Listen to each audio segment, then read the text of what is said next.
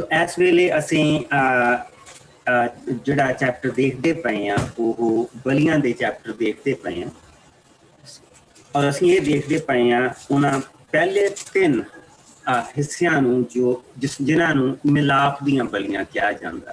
जिस वेले प्रभु नूं लोक प्रभु दे कोल लोक ओदी हजूरी नूं पाउण दे लई आउंदे सी और असीं ऑलरेडी पहले चैप्टर दे विच उन्हां कुर्बानियां नूं देख लिया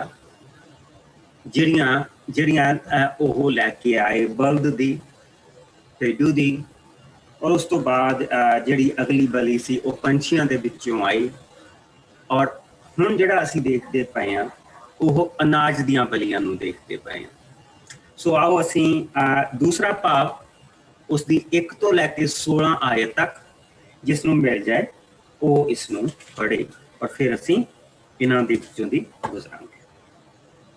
हाँ जी। Thank you, Father. Thank you, Lord Jesus.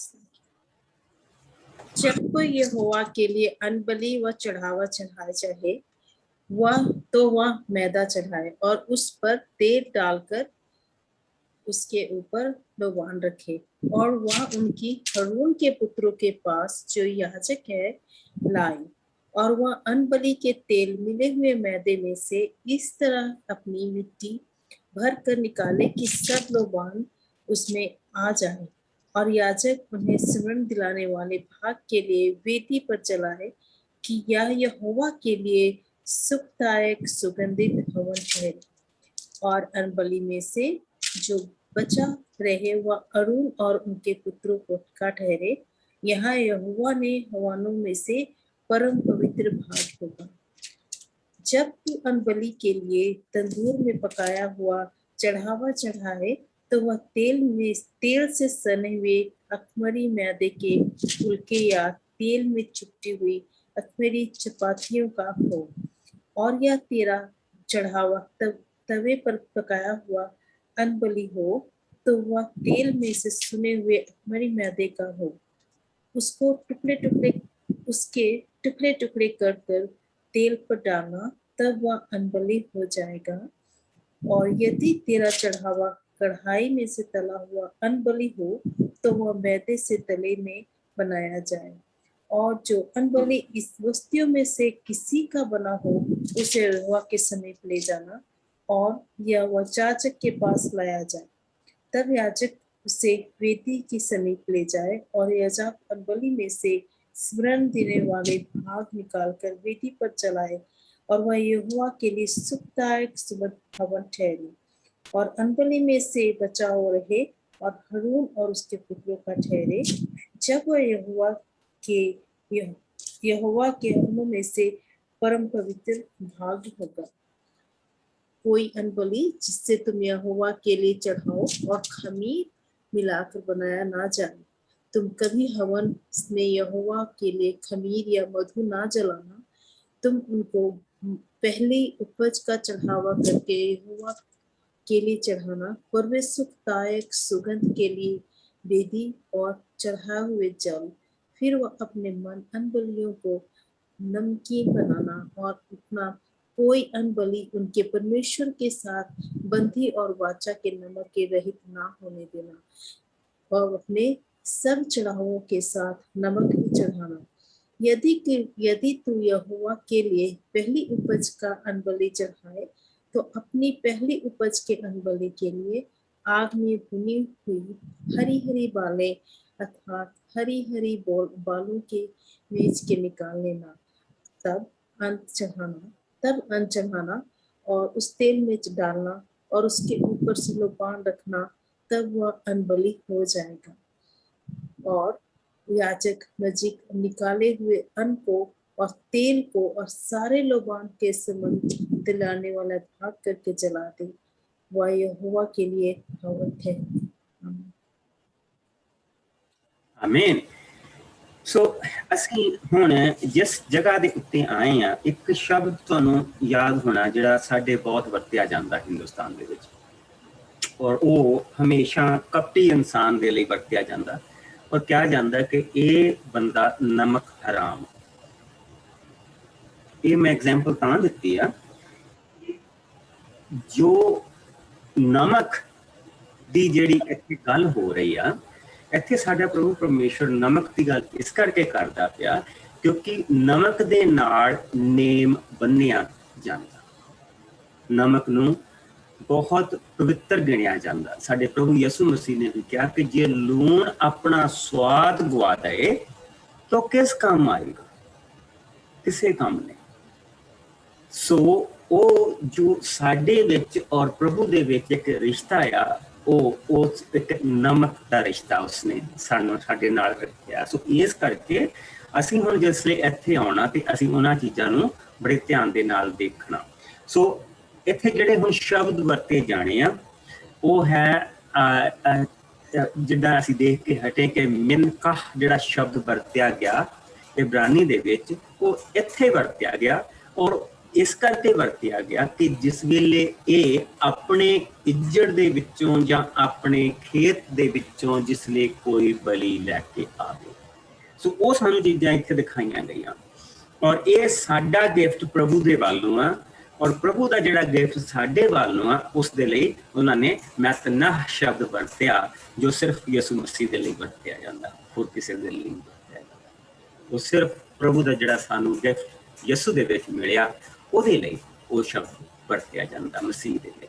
ਸੋ ਅਸੀਂ ਇੱਥੇ ਇਹ ਦੇਖਦੇ ਪਏ ਹਾਂ ਜਦੋਂ ਕੋਈ ਅਨਾਜ ਦੀ ਭੇਂਟ ਚੜਾਏ ਤਾਂ ਪਹਿਲਾਂ ਅਨਾਜ ਨੂੰ ਮੈਦੇ ਦੀ ਸ਼ਕਲ ਦੇ ਵਿੱਚ ਪੀਹ ਲਵੇ, ਜਾਣੀ ਕਿ ਬਿਲਕੁਲ ਮਹੀਨ ਪੀ ਕੇ ਲਿਆਉਣਾ। ਹੁਣ ਉਹਨਾਂ ਦਿਨਾਂ ਦੇ ਵਿੱਚ ਜਿਹੜੀ ਮੋਸਟਲੀ ਜਿਸ ਲਈ ਆਟਾ ਪੀਂਦੇ ਹੁੰਦੇ ਸੀਗੇ ਤਾਂ ਉਹ ਬੇਸਿਕਲੀ ਉਹਨਾਂ ਦੇ ਕੋਲ ਪੱਥਰ ਹੁੰਦੇ ਸੀ, ਉਹ ਪੱਥਰ ਦੇ ਨਾਲ ਤੇ ਥੱਲੜੇ ਪੱਥਰ ਦੇ ਵਿੱਚ ਉਹਨਾਂ ਨੇ ਇਸ ਤਰ੍ਹਾਂ ਜਗ੍ਹਾ ਬਣਾਈ ਹੁੰਦੀ ਸੀ, ਉਹਦੇ ਵਿੱਚ ਦੀ ਪੱਥਰ ਦੇ ਵਿੱਚ ਦੀ ਇਸ ਤਰ੍ਹਾਂ ਉਸ ਆਟੇ ਨੂੰ ਪੀਂਦੇ ਸੀਗੇ। ਯਾਨੀ ਕਿ ਇੱਕ ਇਨਸਾਨ ਜਿਹੜਾ ਹੁਣ ਆਟਾ ਲੈ ਕੇ ਚੱਲਾ, ਜਿਹੜਾ ਮੈਦਾ ਲੈ ਕੇ ਚੱਲਾ, ਉਸ ਵੇਲੇ ਦਾ ਲੱਗਾ ਹੈ ਔਰ ਸਵੇਰ ਤੋਂ ਲੈ ਕੇ ਸ਼ਾਮ ਤੱਕ ਉਸਨੇ ਇਹ ਤਿਆਰੀ ਕੀਤੀ ਆ ਔਰ ਪ੍ਰਭੂ ਦੇ ਲਈ ਉਹ ਤਿਆਰੀ ਕਰਦਾ ਪਿਆ। ਜਾਂ ਜਿਹੜੀ ਘਰ ਦੀ ਮਾਲਕਾਣਾ ਉਹ ਕਰਦੀ, ਉਹ ਪੀਂਦੀ ਪਈ ਆ ਔਰ ਉਸ ਮੈਦੇ ਨੂੰ ਪ੍ਰਭੂ ਕਹਿੰਦਾ ਕਿ ਤੂੰ ਮੇਰੇ ਘਰ ਲੈ ਕੇ ਆ।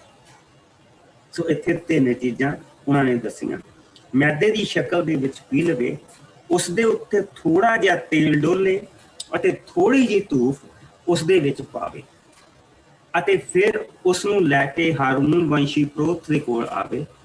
ਪੁਰੋਹਿਤ ਉਸ ਮੈਦੇ ਦੇ ਵਿੱਚੋਂ ਤੇਲ ਅਤੇ ਧੂਫ ਸਮੇਤ ਥੋੜਾ ਜਿਹਾ ਲੈ ਕੇ ਚਿੰਨ੍ਹ ਦੇ ਤੌਰ ਤੇ ਵੇਦੀ ਦੇ ਵਿੱਚ ਅੱਗ ਦੇ ਵਿੱਚ ਸਾੜ ਦੇਵੇ। ਸੋ ਜਿਸ ਲਈ ਵੀ ਕੋਈ ਨਫਸ਼ ਇੱਥੇ ਜਿਹੜਾ ਸ਼ਬਦ ਵਰਤਿਆ ਗਿਆ ਔਰ ਇਹ ਜਿਹੜਾ ਸ਼ਬਦ ਇਹ ਇਸ ਕਰਕੇ ਵਰਤਿਆ ਗਿਆ ਕਿਉਂਕਿ ਹੁਣ ਪ੍ਰਭੂ ਕਹਿ ਰਿਹਾ ਕਿ ਜਿਸ ਵੇਲੇ ਵੀ ਕੋਈ ਆਤਮਾ, ਕੋਈ ਵੀ ਰੂਹ ਮੇਰੇ ਕੋਲ ਆ ਔਰ ਇਹ ਅੰਤ ਕਰਨ ਦੇ ਲਈ, ਜਿੱਦਾਂ ਅਸੀਂ ਦੇਖਦੇ ਪਏ ਸੀ ਕੱਲ ਕਿ ਇਹ ਬਲੀ ਅੰਤ ਕਰਨ ਦੀ ਬਲੀ ਹੈ ਔਰ ਉਹ ਇਨਸਾਨ ਇਸ ਆਪਣੇ ਅੰਤ ਕਰਨ ਨੂੰ ਲੈ ਕੇ ਪ੍ਰਭੂ ਦੇ ਕੋਲ ਆ ਰਿਹਾ ਔਰ ਇੱਥੇ ਉਹ ਕਹਿ ਰਿਹਾ ਕਿ ਪੁਰੋਹਿਤ ਉਸ ਦੇ ਉੱਤੇ ਉਹ ਥੋੜਾ ਜਿਹਾ ਧੂਪ ਰੱਖੇ ਔਰ ਥੋੜਾ ਜਿਹਾ ਫ੍ਰੈਂਕਿਨਸੈਂਸ ਰੱਖੇ ਤੇ ਫਿਰ ਉਹ ਪੁਰੋਹਿਤ ਨੂੰ ਦਿੱਤਾ ਜਾਂਦਾ ਸੀ ਔਰ ਪੁਰੋਹਿਤ ਜਿੱਥੇ ਫ੍ਰੈਂਕਿਨਸੈਂਸ ਰੱਖਿਆ ਹੁੰਦਾ ਸੀ, ਧੂਪ ਰੱਖੇ ਹੁੰਦੇ ਸੀ, ਉੱਥੋਂ ਮੁੱਠ ਕਰਦਾ ਸੀ। ਔਰ ਇਸ ਦੇ ਨਾਲ ਅਸੀਂ ਦੇਖਾਂਗੇ ਕਿ ਉਹ ਥੋੜਾ ਜਿਹਾ ਤੇਲ ਡੋਲੇ, ਥੋੜੀ ਜਿਹੀ ਧੂਪ ਉਸ ਦੇ ਵਿੱਚ ਪਾਵੇ, ਉਸ ਉੱਤੇ ਪਾਵੇ, ਫਿਰ ਹਾਰੂਨ ਵੰਸ਼ੀ ਪੁਰੋਹਿਤ ਦੇ ਕੋਲ ਲੈ ਕੇ ਆਵੇ।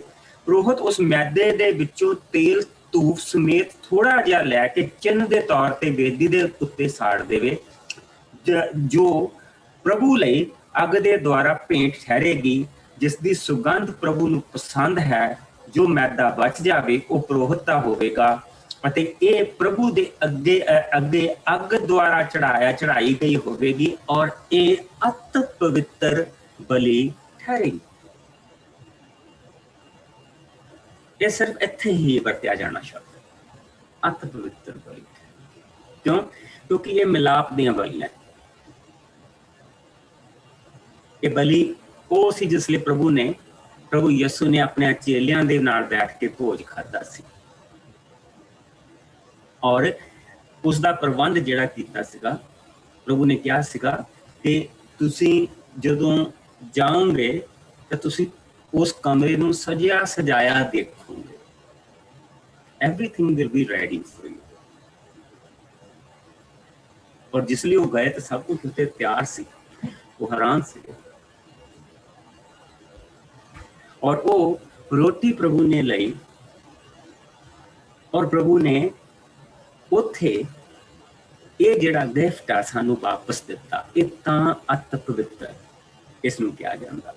इस तो अलावा ये शब्द किते नहीं वरतिया गया, क्योंकि गरीब तो गरीब भी जिस कोल अपने खेत है नहीं गे जो खेतों के विच काम करने वाला गरीब तो गरीब भी ये बनी गया सा।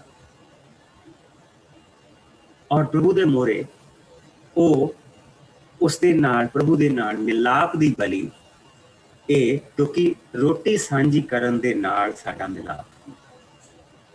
और जिस वेले भी असीं किसे दे नाल फैलोशिप करन जांदे हां, किसे दे घर जांदे हां ते असीं खाना सांझा करदे। और इत्थे ये जिहड़ा फैलोशिप आ वो प्रभु परमेश्वर दे नाल। सो वो आउंदिया होया, क्योंकि प्रभु दे वचन च पिछे लिखा कि जद भी कोई मेरे घर आए खाली हाथ ना आए, खाली हाथ ना आए, मेरे दित्ते दे विचों कुछ लैके आए। और असीं देखिया कि जिसले उन्होंने सोना चांदी कैहां और लक्कड़ जिसले वो चीज़ां उन्होंने सारियां चढ़ाइयां, कपड़े रंग बिरंगे कपड़े, भेटुआं दीयां खल्लां, बकरियां दीयां खल्लां, जिसले उन्होंने वो सारियां चीज़ां चढ़ाइयां ते वो भी सारा कुछ प्रभु उन्होंने मिस्र तो दे के लैके आया सी। सो प्रभु ने अपने दिते हुए चों वो कह रहा कि तुसी लैके आओ, मेरे घर कदी खाली हाथ ना आओ। This is what it is. और ये जिहड़ी बलि इसते लिए किया गया कि ये अत पवित्र बलि ठहरे, क्योंकि ये वो बलि आ जिस तो हारून दा परिवार जिन्हां दे कोल कोई जमीन नहीं सी, जिन्हां नूं कोई हिस्सा नहीं दिता गया सी, उन्हां नूं सिर्फ रहण दे लई घर बनाउण दे लई थोड़ी थोड़ी जमीन दिती गई सीगी। और लेवियां दे लई एक हिस्सा रखिया गया सी कि जिस लिए उन्होंने खानदान बधने सके तो उन्होंने वो घर बनाउण दे लई ओह हरेक कबीले दे विचों उन्होंने घर बनाउण दे लई जगह दिती जानी सी। अदर दैन दैट उन्होंने कोल इदा नहीं सी कि उन्होंने को 100 एकड़ पिया या 200 एकड़ पिया। हाँ, यसू मसीह के टाइम के वेले तो बड़ियां बड़ियां प्रॉपर्टियां के मालक सके मंदिर वाले, लेकिन उस समय प्रभु ने उन्होंने अलॉट नहीं की सी, क्योंकि उन्होंने प्रभु की सेवा के लिए वखरे किया गया सी। सो ये लोग इस वेले ये जड़ियां बलियां ये पूरियां नहीं साड़ियां गईयां। इस दे विचों प्रोत ने जिथे फ्रैंकिनसेंस पिया और जिथे जिथे जिथे तेल पिया उसने उत्थों मुठ भरी आ, और वो जिहड़ी मुठ हैगी आ वो उसने उस बेदी दे उत्ते साड़ दित्ती है, बेदी दे उत्ते चढ़ा दित्ती है।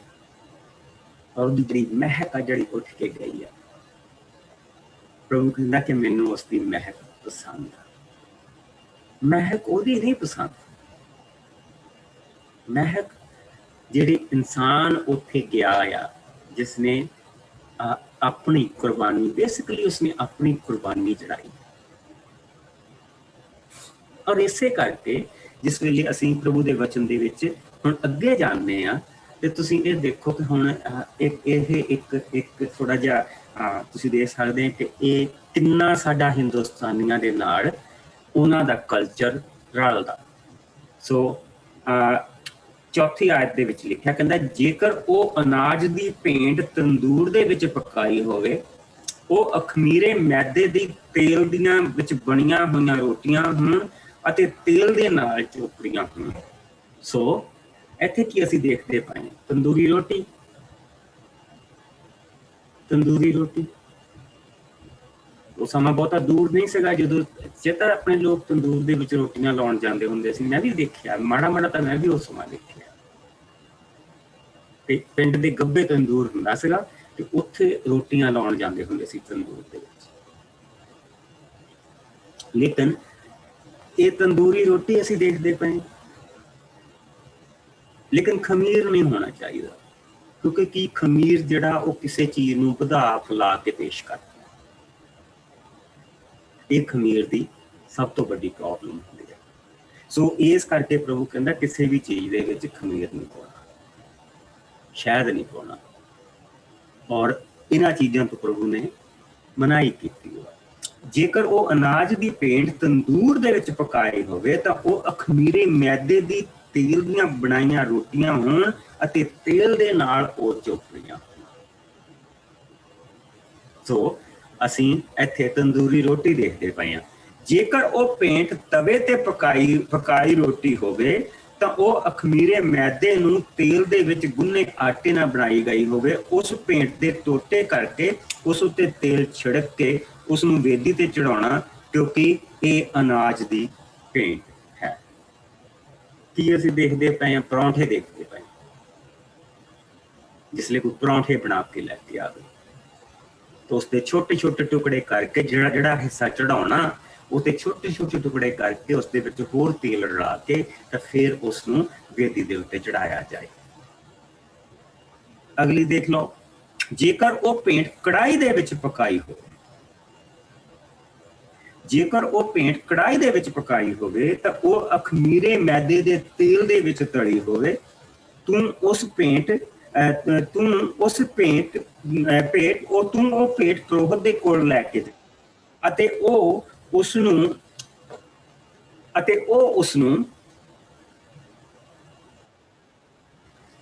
ਪੁਰੋਹਿਤ ਕੋਲ ਲੈ ਕੇ ਆਵੀਂ ਅਤੇ ਉਹ ਉਸ ਨੂੰ ਪ੍ਰਭੂ ਦੇ ਅੱਗੇ ਵੇਦੀ ਤੇ ਚੜਾ ਦੇਵੇਗਾ। ਪੁਰੋਹਿਤ ਇਸ ਦੇ ਵਿੱਚੋਂ ਥੋੜੀ ਜਿਹੀ ਲੈ ਕੇ ਚਿੰਨ੍ਹ ਦੇ ਤੌਰ ਤੇ ਵੇਦੀ ਦੀ ਅੱਗ ਦੇ ਨਾਲ ਸਾੜ ਦੇਵੇਗਾ, ਜੋ ਪ੍ਰਭੂ ਦੇ ਲਈ ਅੱਗ ਦੇ ਦੁਆਰਾ ਦਿੱਤੀ ਗਈ ਭੇਂਟ ਠਹਿਰੇਗੀ, ਜਿਸ ਦੀ ਸੁਗੰਧ ਪ੍ਰਭੂ ਨੂੰ ਪਸੰਦ ਹੈ। ਜੋ ਭੇਂਟ ਬਚ ਜਾਵੇ ਉਹ ਪੁਰੋਹਿਤ ਦੀ ਹੋਵੇਗੀ ਅਤੇ ਉਹ ਪ੍ਰਭੂ ਦੇ ਅੱਗੇ ਅੱਗ ਦੁਆਰਾ ਚੜਾਈ ਗਈ ਅਤ ਪਵਿੱਤਰ ਬਲੀ ਦੇ ਵਿੱਚੋਂ ਹੈ। ਸੋ ਅਸੀਂ ਕੀ ਦੇਖਦੇ ਪਏ ਹਾਂ ਕਿ ਬਾਰ-ਬਾਰ ਇਸ ਦੇ ਵਿੱਚ ਸਾਨੂੰ ਇੱਕ ਚੀਜ਼ ਦੱਸੀ ਗਈ ਹੈ ਕਿ ਇਹ ਐਸੀ ਭੇਂਟ ਆ ਜਿਹੜੀ ਪ੍ਰਭੂ ਦੇ ਲਈ ਵੀ ਆ, ਜਿਹੜੀ ਪੁਰੋਹਿਤ ਦੇ ਲਈ, ਕਿਉਂਕਿ ਦੇ ਵਰ ਡਿਪੈਂਡੈਂਟ ਔਨ ਇਟ। ਉਹ ਇਸ ਚੀਜ਼ ਦੇ ਉੱਤੇ ਡਿਪੈਂਡ ਕਰਦੇ ਸੀ। ਸੋ ਅਸੀਂ ਜਿਸ ਲਈ ਪ੍ਰਭੂ ਦੇ ਵਚਨ ਦੇ ਵਿੱਚ ਦੇਖਦੇ ਪਏ ਹਾਂ, ਸੋ ਅਸੀਂ ਪਹਿਲਾਂ ਕੀ ਦੇਖਿਆ ਹੈਗਾ? ਆਟੇ ਦੀ ਭੇਂਟ, ਫਿਰ ਤੰਦੂਰੀ ਰੋਟੀਆਂ ਦੀ ਭੇਂਟ, ਫਿਰ ਪਰੌਂਠਿਆਂ ਦੀ ਭੇਂਟ ਤੇ ਫਿਰ ਪੂੜੀਆਂ ਦੀ ਭੇਂਟ। ਬੇਸਿਕਲੀ ਇਹ ਚੀਜ਼ ਅਸੀਂ ਦੇਖਦੇ ਪਏ ਹਾਂ, ਔਰ ਇਹ ਕਿੰਨੀਆਂ ਸਾਡੇ ਕਲਚਰ ਦੇ ਨਾਲ ਰਿਲੇਟ ਕਰਦੀ, ਜਿੱਥੋਂ ਅਸੀਂ ਆਏ। ਬੇਸਿਕਲੀ ਇਹ ਸਾਡੀ ਆਮ ਹਰ ਰੋਜ਼ ਦਾ ਖੁਰਾਕ। ਕਿਸ ਤਰ੍ਹਾਂ ਅਸੀਂ ਕਹਿ ਸਕਦੇ ਹਾਂ ਕਿ ਪ੍ਰਭੂ ਯਿਸੂ ਸਾਡੇ ਲਈ ਸਾਡੇ ਵਿੱਚੋਂ ਨਹੀਂ?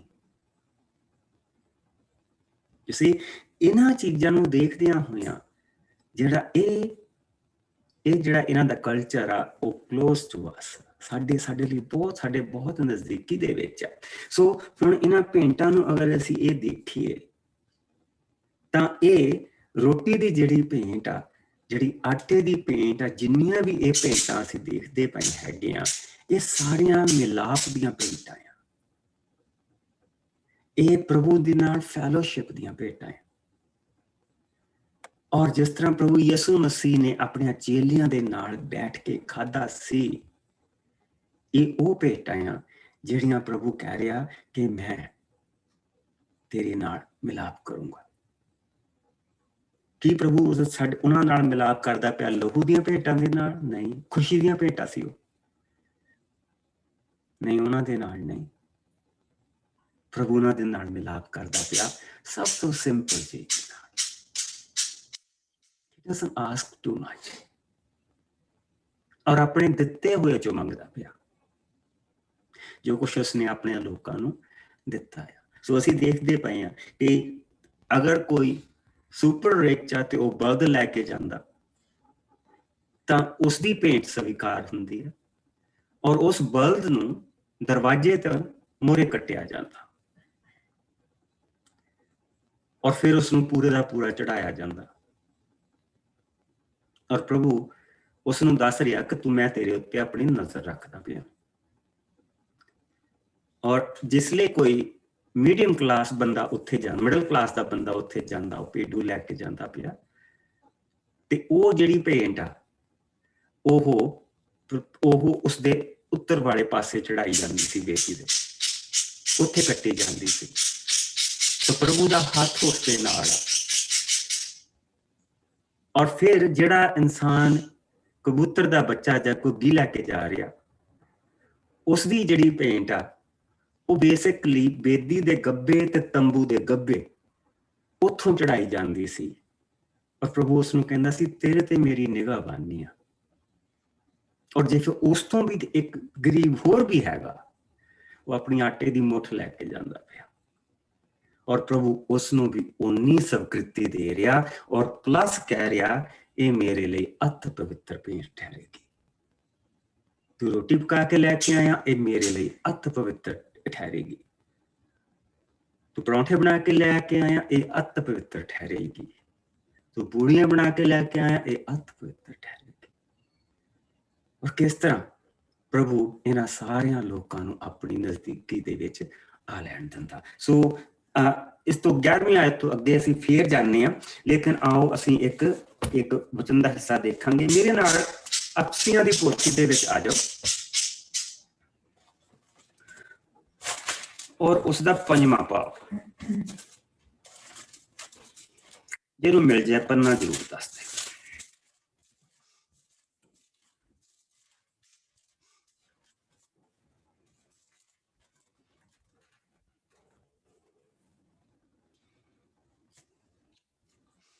ਪੰਜਵਾਂ ਭਾਵ 353 पेज। ਹਾਂਜੀ। ਸੋ ਆਓ ਅਸੀਂ ਇਸ ਦੀਆਂ ਪਹਿਲੀਆਂ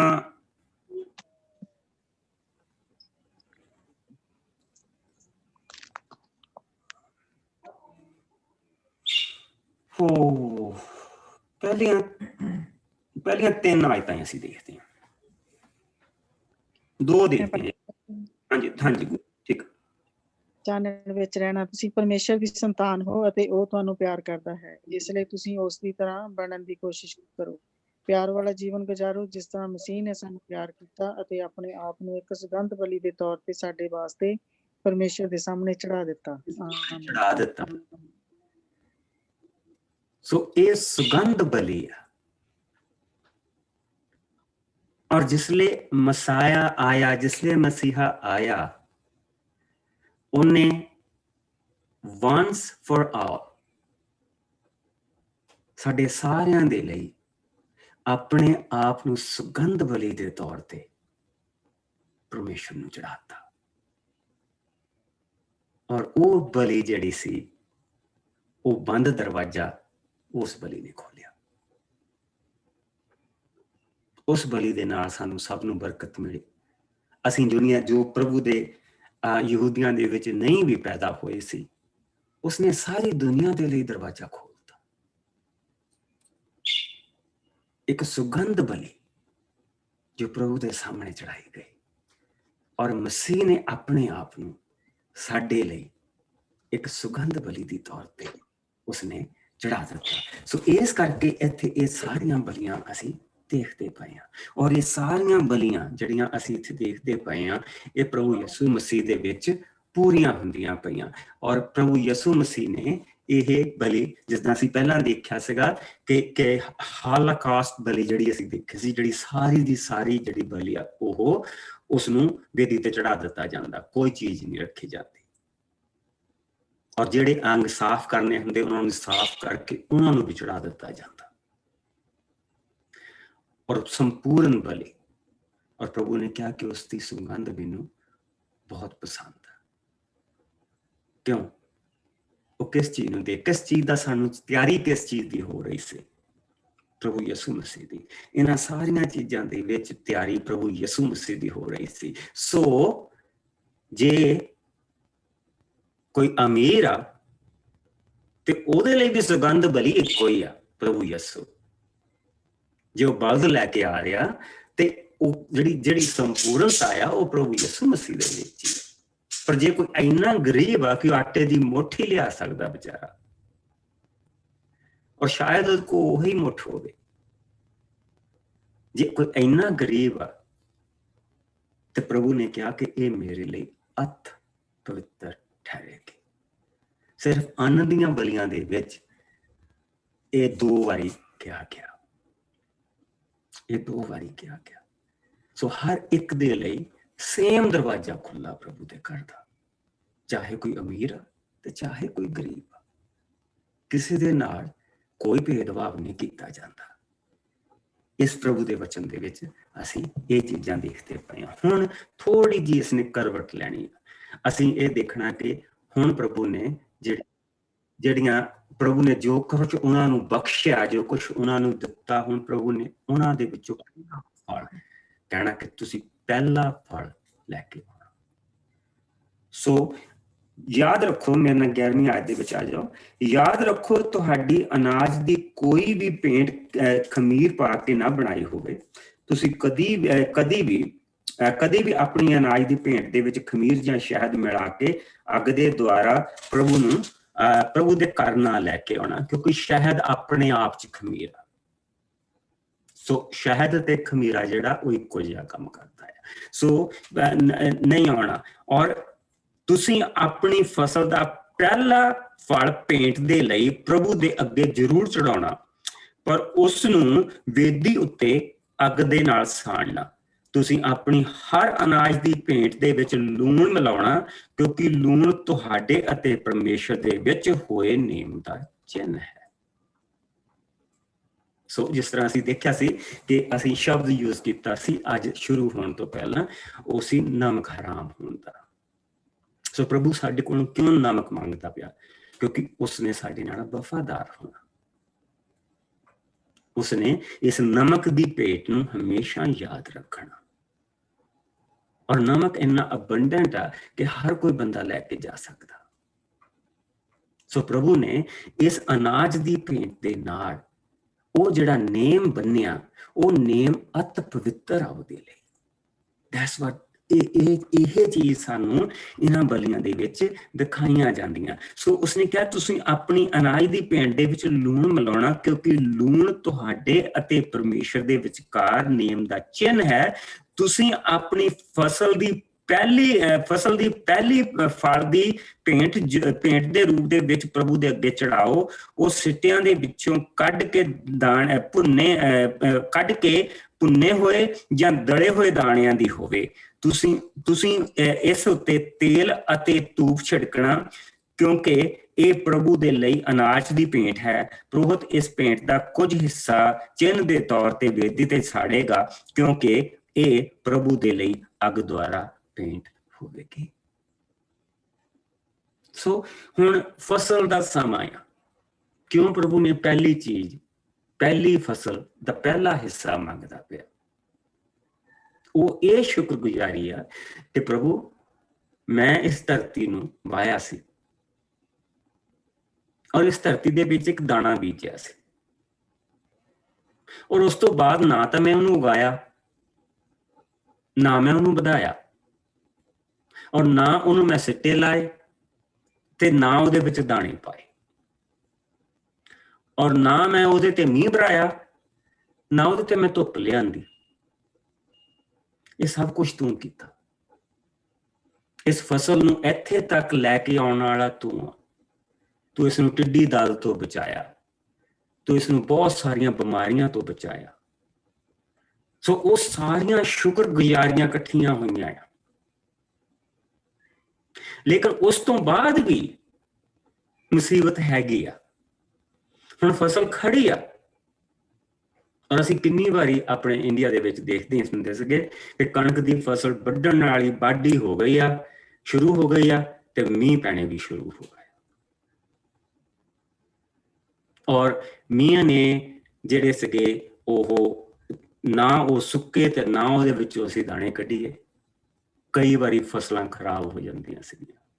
ਲੇਕਿਨ ਜਿਸ ਵੇਲੇ ਕੋਈ ਆਪਣੀ ਫਸਲ ਦਾ ਪਹਿਲਾ ਹਿੱਸਾ ਪ੍ਰਭੂ ਦੇ ਕੋਲ ਲੈ ਕੇ ਜਾਂਦਾ ਸੀ, ਯਾਨੀ ਕਿ ਜਿਹੜੇ ਵਿੱਚ ਸਿੱਟੇ ਜਿਹੜੇ ਪੱਕ ਗਏ ਆ, ਰੈਡੀ ਟੂ ਗੋ ਆ, ਉਹ ਸਿੱਟੇ ਵੱਢ ਕੇ ਉਹਨਾਂ ਦੇ ਵਿੱਚੋਂ ਦਾਣੇ ਕੱਢ ਕੇ ਤਾਂ ਉਹ ਪ੍ਰਭੂ ਦੇ ਲਈ ਲੈ ਕੇ ਜਾਣੇ। ਤਾਂ ਉਹ ਇਹ ਵੀ ਵਿਸ਼ਵਾਸ ਕਰਦਾ ਸੀ ਕਿ ਜਿੱਦਾਂ ਮੈਂ ਤੇਰੇ ਤੇ ਵਿਸ਼ਵਾਸ ਕੀਤਾ ਕਿ ਇਹ ਮੈਂ ਇੱਕ ਦਾਣਾ ਬੀਜਿਆ ਸੀ, ਤੂੰ ਉਸ ਨੂੰ ਪੌਦੇ ਦੇ ਵਿੱਚ ਬਣਾਇਆ, ਤੂੰ ਉਸ ਨੂੰ ਵਧਾਇਆ, ਤੂੰ ਸਵਰਗ ਤੋਂ ਪਾਣੀ ਮੀਂਹ ਪਾਇਆ, ਤੂੰ ਆਪਣਾ ਧੁੱਪ ਲਿਆਂਦੀ, ਤੂੰ ਇਸ ਨੂੰ ਬਚਾਇਆ, ਔਰ ਇਹ ਮੇਰੀ ਸ਼ੁਕਰਗੁਜ਼ਾਰੀ ਹੈ। ਪਰ ਜਿਹੜਾ ਇਹਨੂੰ ਇੱਥੇ ਤੱਕ ਲੈ ਕੇ ਆਇਆ, ਉਹ ਬਾਕੀ ਦੀ ਫਸਲ ਨੂੰ ਵੀ ਮੇਰੇ ਘਰ ਲੈ ਕੇ ਆਊਗਾ। ਸੋ ਜਿਹੜੀ ਪਹਿਲੇ ਫਲ ਦੀ ਜਿਹੜੀ ਸ਼ੁਕਰਗੁਜ਼ਾਰੀ ਹੁੰਦੀ ਸੀ, ਉਹ ਇਹ ਹੁੰਦੀ ਸੀ। ਸੋ ਪ੍ਰਭੂ ਕੀ ਕਹਿ ਰਿਹਾ, ਉਹਨਾਂ ਦਾਣਿਆਂ ਨੂੰ ਭੁੰਨ ਕੇ ਜਾਂ ਦਲ ਕੇ, ਯਾਨੀ ਕਿ ਉਹਨਾਂ ਨੂੰ ਇੱਕ ਫਾਈਨਲ ਰੂਪ ਦੇ ਕੇ, ਬੀਜ ਦੇ ਰੂਪ ਚ ਨਹੀਂ ਉਹਨਾਂ ਨੂੰ ਲੈ ਕੇ ਆਉਣਾ, ਉਹਨਾਂ ਨੂੰ ਇੱਕ ਭੋਜਨ ਦੇ ਰੂਪ ਦੇ ਵਿੱਚ ਲੈ ਕੇ ਆਉਣਾ ਹੈ। ਸੋ ਉਹ ਪ੍ਰਭੂ ਦੇ ਕੋਲ ਇਹ ਜਿਹੜੀ ਹੁੰਦੀ ਸੀ, ਇਹ ਉਹਨਾਂ ਦੀ ਫਸਲ ਦੀ ਸ਼ੁਕਰਗੁਜ਼ਾਰੀ ਦੀ ਭੇਟ ਹੁੰਦੀ ਸੀ, ਜਿਹੜੀ ਉਹ ਪ੍ਰਭੂ ਦੇ ਕੋਲ ਲੈ ਕੇ ਆਉਂਦੇ ਸੀ।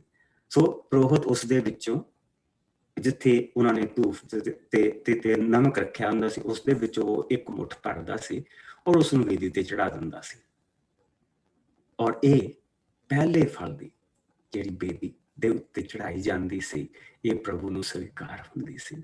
ਔਰ ਇੱਥੋਂ ਪ੍ਰਭੂ ਕਹਿੰਦਾ ਸੀ ਕਿ ਮੈਂ ਤੁਹਾਡੀਆਂ ਸਾਰੀਆਂ ਰੋਜ਼ ਦੀਆਂ ਜ਼ਰੂਰਤਾਂ ਨੂੰ ਪੂਰਾ ਕਰਾਂਗਾ।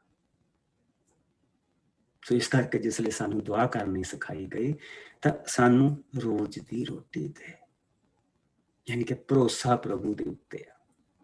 ਜਿਸ ਤਰ੍ਹਾਂ ਉਹ ਰੋਜ਼ ਦੀ ਰੋਟੀ ਉਹਨਾਂ ਨੂੰ ਇਸ ਵੇਲੇ ਦੇ ਰਿਹਾ, ਰੋਜ਼ ਦੀ ਰੋਟੀ ਉਹਨਾਂ ਨੂੰ ਰੋਜ਼ ਤੇ ਡਿਪੈਂਡ ਕਰਨਾ ਪੈਂਦਾ ਆ। ਜੇ ਉਹ ਇਸ ਵੇਲੇ ਉਹਨਾਂ ਨੂੰ ਮੰਨਾ ਮਿਲਦਾ ਪਿਆ, ਉਹਨਾਂ ਨੂੰ ਬਟੇਰ ਮਿਲਦੇ ਪਏ, ਉਹਨਾਂ ਦੀਆਂ ਜ਼ਰੂਰਤਾਂ ਪ੍ਰਭੂ ਪੂਰੀਆਂ ਕਰਦਾ ਪਿਆ, ਔਰ ਪਾਣੀ ਉਹਨਾਂ ਨੂੰ ਦਿੰਦਾ ਪਿਆ, ਪੀਣ ਦੇ ਲਈ ਉਹਨਾਂ ਕੋਲ ਪਾਣੀ ਆ, ਸਭ ਕੁਝ ਹੈਗਾ। ਲੇਕਿਨ ਇਹ ਜਿਹੜੇ ਲੋਕ ਆ, ਇਹਨਾਂ ਨੂੰ ਪ੍ਰਭੂ ਜਿਸ ਲਈ ਇਹਨਾਂ ਨੇ ਹੁਣ ਆਪਣੀ ਧਰਤੀ ਦੇ ਉੱਤੇ ਜਾਣਾ, ਉਸ ਦੇ ਲਈ ਇਹ ਸਾਰੀਆਂ ਚੀਜ਼ਾਂ ਸਿਖਾਉਂਦਾ ਪਿਆ ਕਿ ਤੁਹਾਨੂੰ ਇਸ ਤਰ੍ਹਾਂ ਮੇਰੀ ਹਜ਼ੂਰੀ ਦੇ ਵਿੱਚ ਆਉਣਾ ਪੈਣਾ। ਮੇਲ ਔਰ ਮਿਲਾਪ ਦੀ ਜਿਹੜੀਆਂ ਬਲੀਆਂ ਉਹ ਸਾਨੂੰ ਇੱਥੇ ਦਿੱਤੀਆਂ ਗਈਆਂ। ਔਰ ਉਸ ਤੋਂ ਅੱਗੇ ਵੀ ਅਸੀਂ ਦੇਖਾਂਗੇ ਕਿ ਪ੍ਰਭੂ ਨੇ ਉਹਨਾਂ ਨੂੰ ਹੋਰ ਬਲੀਆਂ ਦੇ ਬਾਰੇ ਦੱਸਣਾ। ਹੁਣ ਜਿਹੜੀਆਂ ਅਸੀਂ ਗਾਂਹ ਜਾ ਕੇ ਦੇਖਣਾ, ਉਹ ਇੱਕ ਸਰਟਨ ਰੀਜ਼ਨ ਵਾਸਤੇ ਹੁੰਦੀਆਂ। ਸੋ ਆਓ ਅਸੀਂ ਤੀਸਰੇ ਭਾਗ ਦੇ ਵਿੱਚ ਚੱਲੀਏ, ਜਿਸ ਨੂੰ ਮਿਲ ਜਾਏ। ਛੋਟੀਆਂ ਹੁਣ ਚੈਪਟਰ ਸਾਰੇ ਇਹਨਾਂ ਦੇ ਹੈਗੇ, ਤੀਸਰਾ 1 ਤੋਂ 16 ਤਾਈਂ, ਜਿਸ ਨੂੰ ਮਿਲ ਜਾਏ। ਹਾਂਜੀ, ਮੈਂ ਪੜ੍ਹਦੀ ਬਸ। ਮੇਲ ਬਲੀਆਂ। ਜੇਕਰ ਕੋਈ ਮਨੁੱਖ ਮੇਲ ਬਲੀ ਚੜਾਵੇ ਤਾਂ ਉਸ ਦੇ ਚੌਣੇ ਵਿੱਚੋਂ ਬੱਜ ਰਹਿਤ ਗਾਂ ਜਾਂ ਬਲਦ ਦੀ ਹੋਵੇ। ਉਹ ਮਨੁੱਖ ਉਸ ਬਲੀ ਦੇ ਸਿਰ ਤੇ ਹੱਥ ਰੱਖ ਕੇ ਸੰਗਤ ਦੇ ਤੰਬੂ ਦੇ ਬੂਹੇ ਅੱਗੇ ਉਸ ਨੂੰ ਕੱਟੇ, ਅਤੇ ਹਰੂਨ ਵੰਸ਼ੀ ਪੁਰੋਹਿਤ ਉਸ ਦਾ ਲਹੂ ਲੈ ਕੇ ਬੇਦੀ ਦੇ ਚਾਰੇ ਪਾਸੇ ਛਿੜਕੇ। ਉਸ ਮੇਲ ਬਲੀ ਵਿੱਚੋਂ ਉਹ ਅੱਗ ਦੀ ਭੇਟ ਕਰਕੇ ਇਹ ਚੀਜ਼ਾਂ ਪ੍ਰਭੂ ਅੱਗੇ ਚੜਾਵੇ। ਸਭ ਆਂਦਰਾਂ ਤੇ ਕਲੇਜੀ ਉਤਲੀ ਝਿੱਲੀ ਪੁਰੋਹਿਤ ਇਹ ਸਭ ਲੈ ਕੇ ਬੇਦੀ ਉੱਤੇ ਅੱਗ ਨਾਲ ਹੋਮ ਬਲੀ ਦੇ ਨਾਲ ਸਾੜ ਦੇਵੇ। ਇਸ ਦੀ ਸੁਗੰਧ ਪ੍ਰਭੂ ਨੂੰ ਪਸੰਦ ਹੈ। ਜੇਕਰ ਉਹ ਮੇਲ ਬਲੀ ਇੱਜੜ ਵਿੱਚੋਂ ਹੈ ਤਾਂ ਉਹ ਬਾਜਰਤ ਬੱਕਰੇ ਜਾਂ ਭੇਡੂ ਦੀ ਹੋਵੇ। ਜੇਕਰ ਇਹ ਬਲੀ ਲੇਲੇ ਦੀ ਹੈ ਤਾਂ ਬਲੀ ਚੜਾਉਣ ਵਾਲਾ ਉਸਦੇ ਸਿਰ ਤੇ ਹੱਥ ਰੱਖ ਕੇ ਉਸ ਲੇਲੇ ਨੂੰ ਤੰਬੂ ਦੇ ਬੂਹੇ ਅੱਗੇ ਕੱਟੇ, ਤੇ ਹਰੂਨ ਵੰਸ਼ੀ ਪੁਰੋਹਿਤ ਉਸ ਦਾ ਲਹੂ ਲੈ ਕੇ ਬੇਦੀ ਦੇ ਚਾਰੇ ਪਾਸੇ ਛਿੜਕਣ। ਉਸ ਬਲੀ ਦੇ ਇਹ ਅੰਗ ਪ੍ਰਭੂ ਅੱਗੇ ਦੀ ਬਲੀ ਕਰਕੇ ਚੜਾਏ ਜਾਣ। ਚਰਬੀ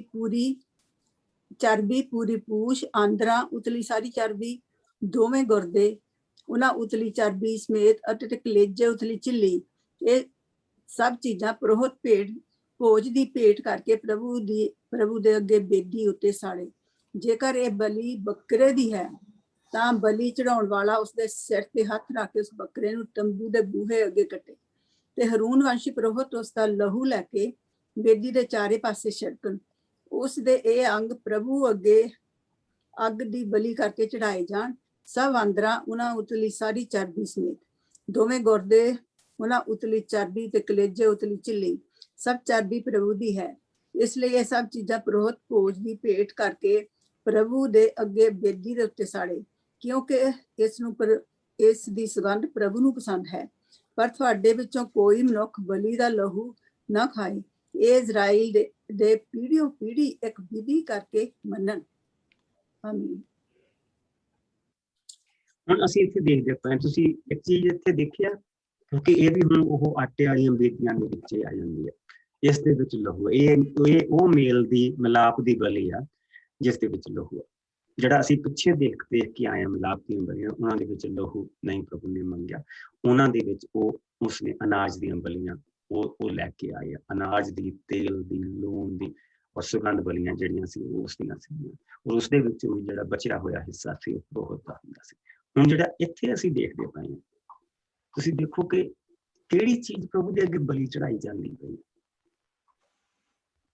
ਯਾਨੀ ਕਿ ਅਗਰ ਧਿਆਨ ਦੇ ਨਾਲ ਦੇਖੀਏ ਕਿ ਜੇਕਰ ਕੋਈ ਮਨੁੱਖ ਮੇਲ ਬਲੀ ਚੜਾਏ ਤਾਂ ਉਹ ਆਪਣੇ ਚੌਣੇ ਦੇ ਵਿੱਚੋਂ, ਯਾਨੀ ਕਿ ਚੌਣੇ ਦਾ ਮਤਲਬ ਬਲਦ ਲੈ ਕੇ ਆ, ਠੀਕ।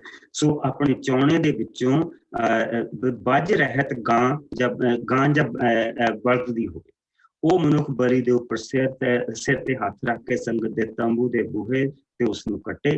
ਹਾਰੂਨ ਵੰਸ਼ੀ ਪੁਰੋਹਿਤ ਉਸ ਦਾ ਲਹੂ ਲੈ ਕੇ ਵੇਦੀ ਦੇ ਚਾਰੇ ਪਾਸੇ ਛਿੜਕੇ, ਕਿਉਂਕਿ ਲਹੂ ਦੇ ਵਿੱਚ ਜ਼ਿੰਦਗੀ ਆ।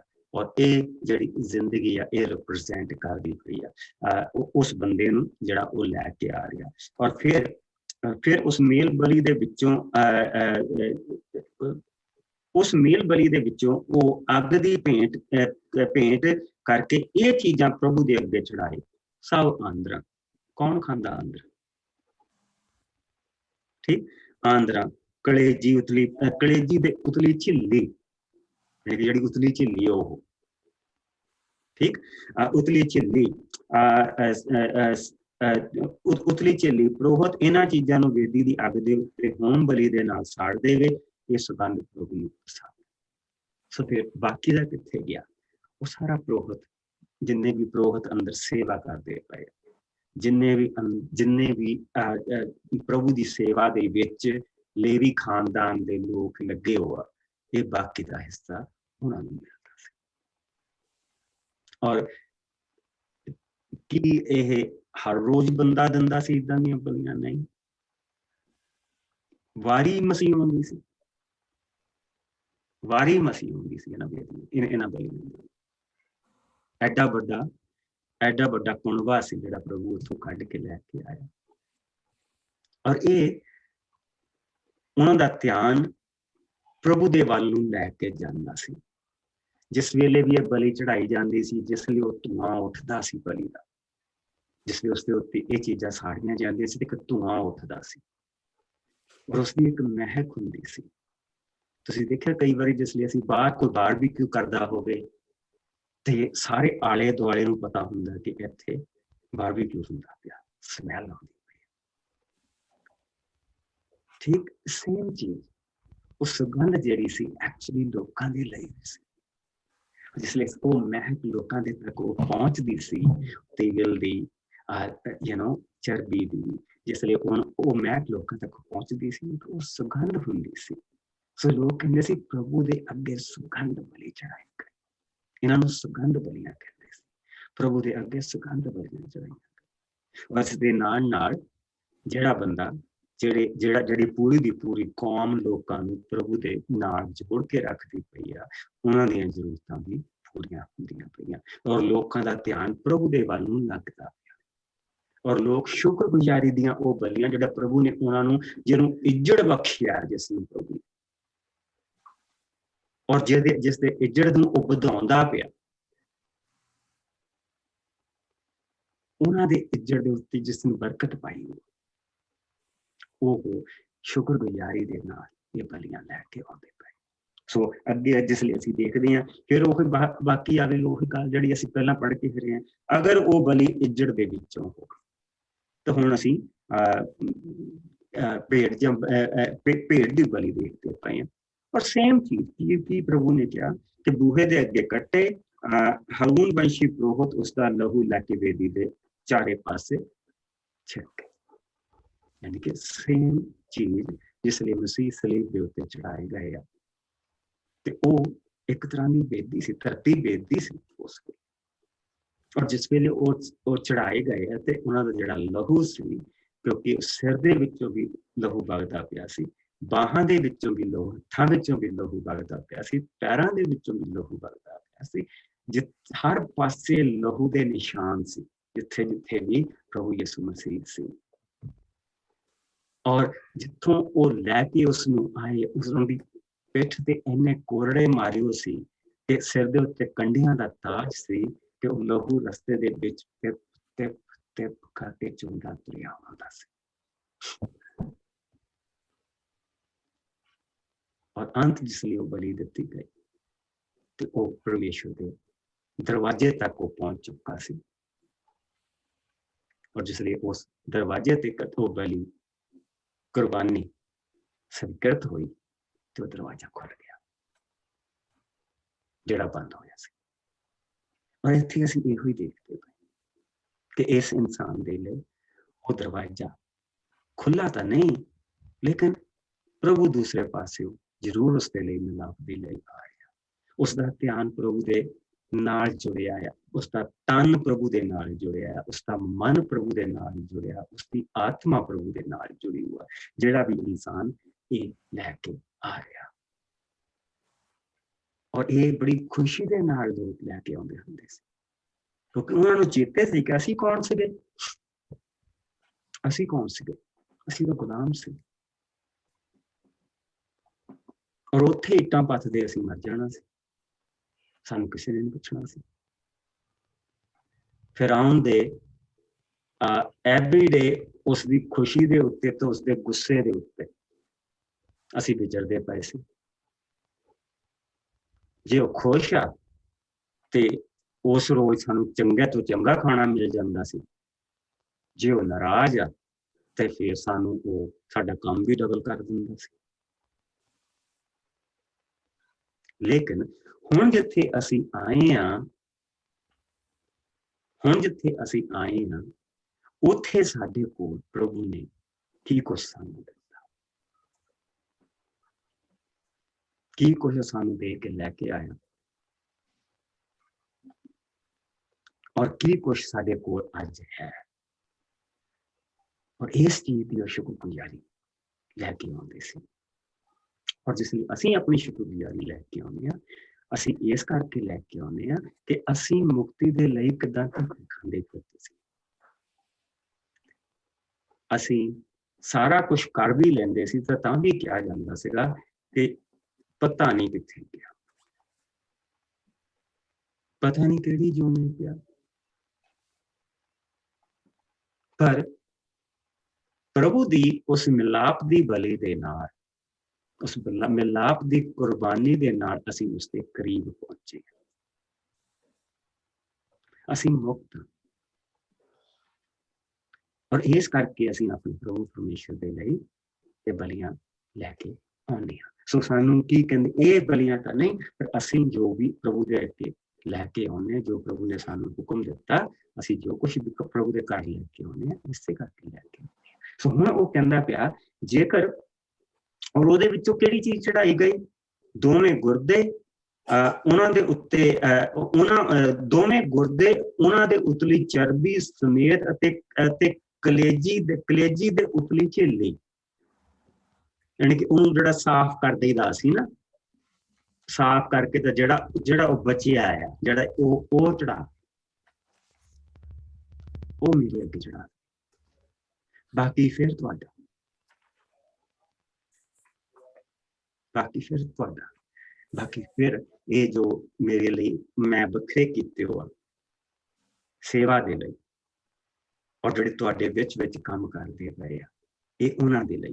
जेकर ये बलि बकरे दी है तां बलि चढ़ाउण वाला उसदे सिर दे उत्ते अपना हत्थ रख के उस बकरे नूं तंबू दे बूहे दे अगे कट्टे।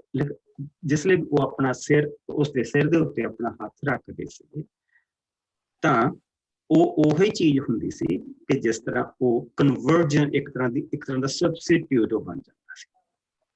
ਜਿਸ ਤਰ੍ਹਾਂ ਜਿਸ ਵੇਲੇ ਅਬਰਾਹਮ ਆਪਣੇ ਪੁੱਤਰ ਨੂੰ ਲੈ ਕੇ ਗਿਆ ਔਰ ਉਸਨੇ ਆਪਣੇ ਪੁੱਤਰ ਦੇ ਹੱਥ ਪੈਰ ਬੰਨ੍ਹ ਦਿੱਤੇ ਔਰ ਉਸਨੇ ਆਪਣੇ ਪੁੱਤਰ ਨੂੰ ਉਸ ਬੇਦੀ ਦੇ ਉੱਤੇ ਰੱਖ ਦਿੱਤਾ, ਥੱਲੇ ਲੱਕੜਾਂ ਰੱਖ ਦਿੱਤੀਆਂ, ਉਸ ਬੇਦੀ ਤੇ ਰੱਖ ਦਿੱਤਾ ਔਰ ਫਿਰ ਉਹ ਉਸਦਾ ਗਲਾ ਕੱਟਣ ਵਾਲਾ ਹੀ ਸੀ।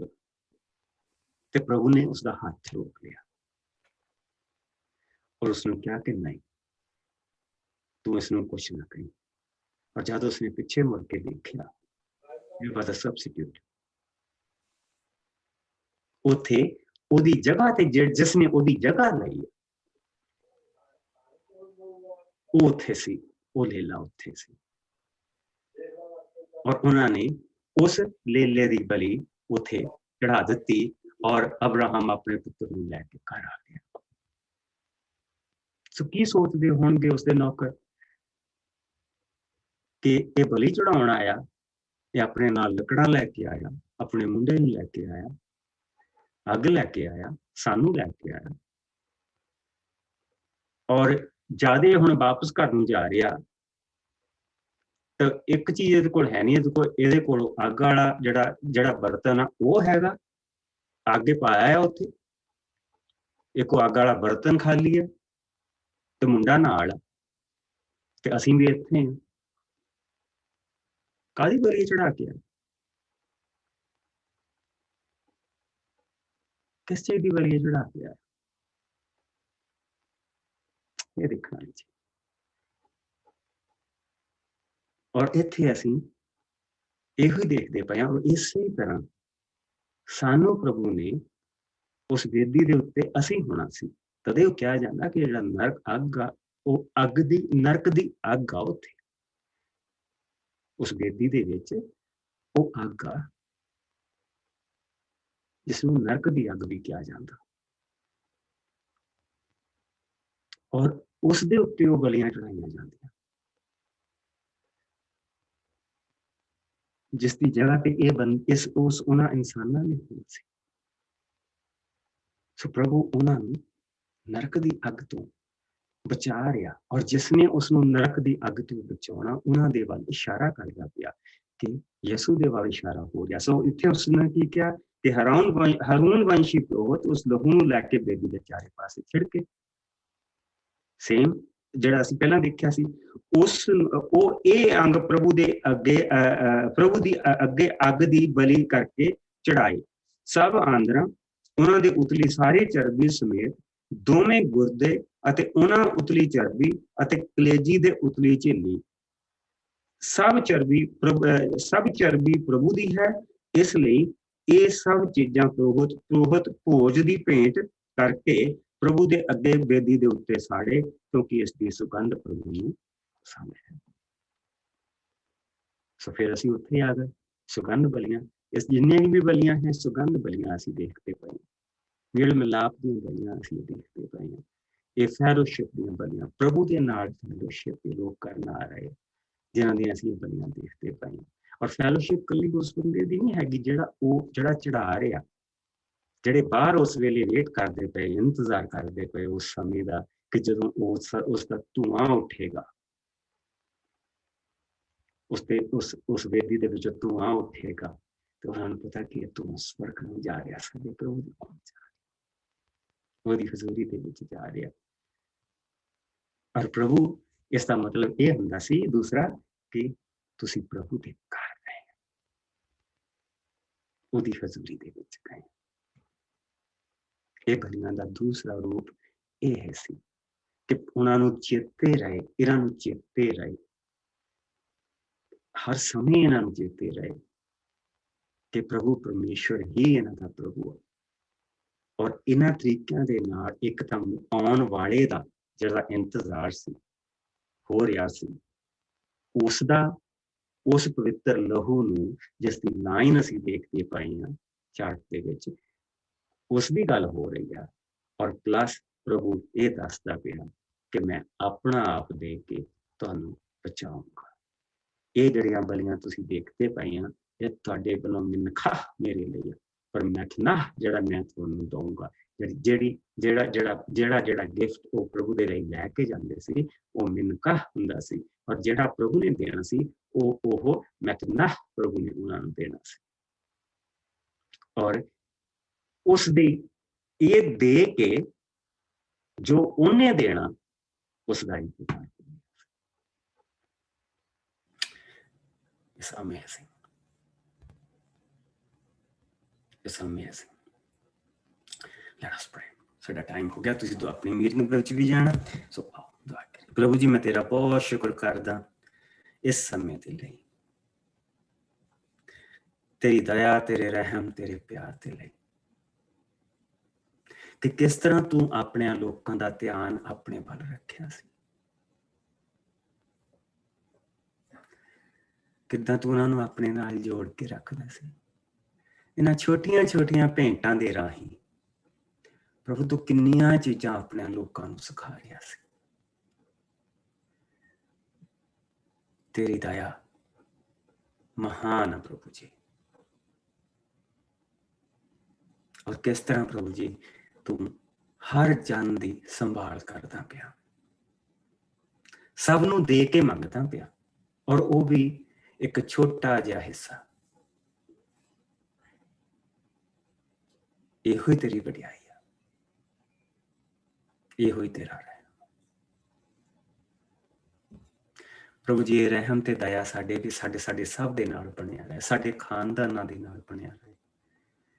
ਸਾਡੇ ਅਜ਼ੀਜ਼ ਮਿੱਤਰ ਜੋ ਤੈਨੂੰ ਜਾਣਦੇ ਨਹੀਂ ਖੁਦਾਵੰਦ, ਇਹ ਸ਼ਬਦ ਉਹਨਾਂ ਤੱਕ ਵੀ ਪਹੁੰਚੇ, और तेरी दया हमेशा साडे नाल बनी रहे। ये कुर्बानियां जो प्रभु जी असीं देख रहे हैं, ये तो साडे वालों तो बहुत छोटी चीज सी, पर वचन कहंदा कि जदों असीं पापी ही सी तां मसीह साडे लई होया।